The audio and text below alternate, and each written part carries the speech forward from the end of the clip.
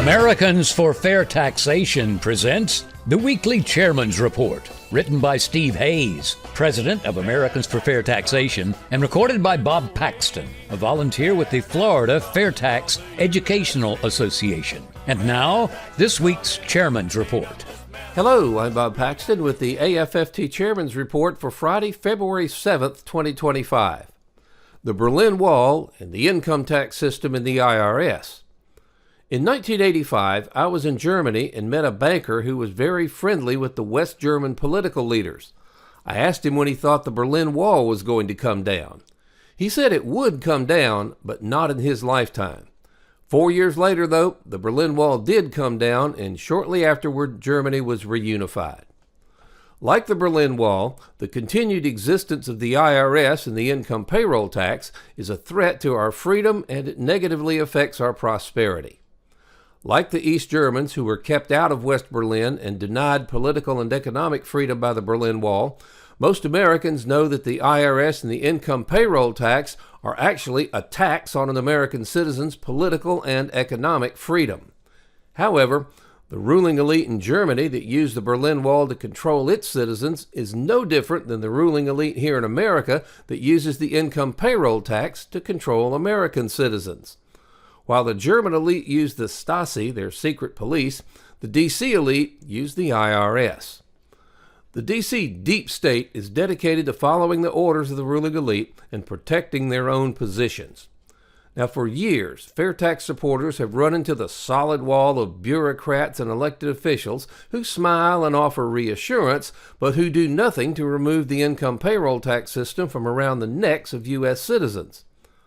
On November 5, 2024, Americans elected Donald Trump president, and since he took office, he has repeatedly advocated for eliminating the income tax, for shipping 88,000 IRS agents to patrol the border instead of harassing Americans, for funding the government with tariffs or a combination of tariffs and other consumption taxes not requiring an income tax of the IRS, for eliminating regulations not actually approved by Congress but promulgated by unelected bureaucrats, and for eliminating waste in the federal government.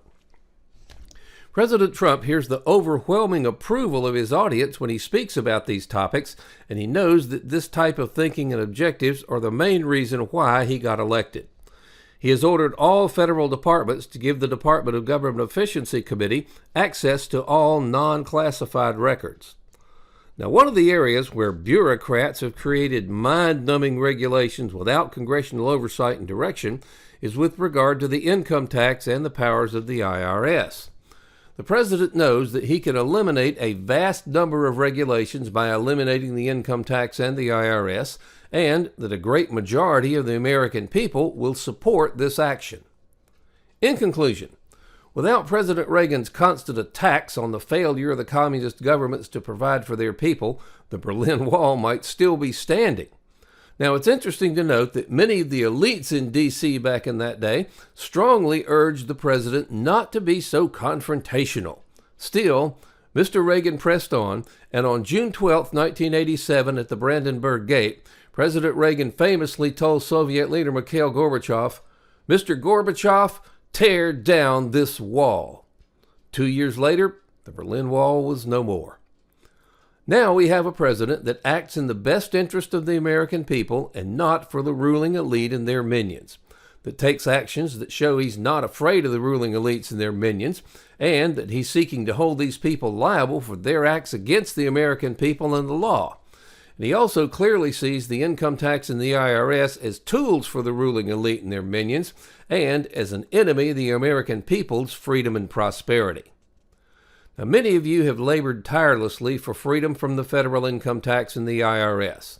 You deserve a great deal of credit for your efforts to educate the American people on the need to fund the American government in a way that's good for America and returns freedom to the American people. It's imperative, though, that we not replace the current income tax and the IRS with an alternative system that can still be manipulated by the ruling elite. We must let Congress and the President know the best way to replace the income tax and the IRS is with the fair tax.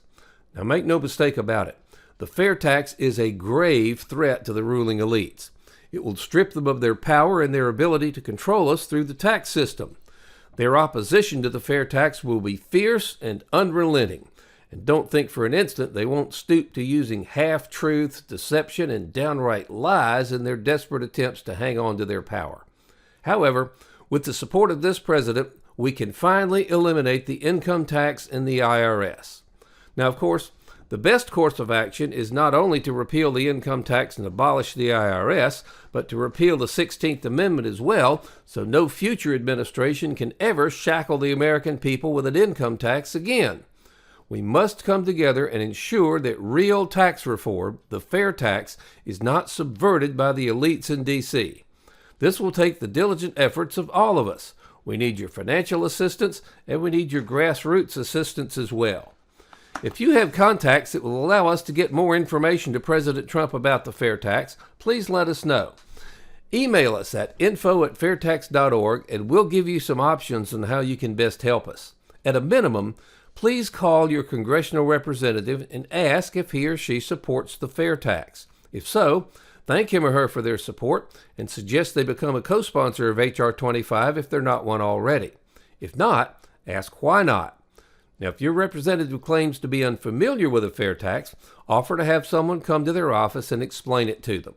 The solution: pass the fair tax. Now, why would D.C. pass the fair tax and give up an almost unlimited source of donations? Well, they won't, at least not voluntarily.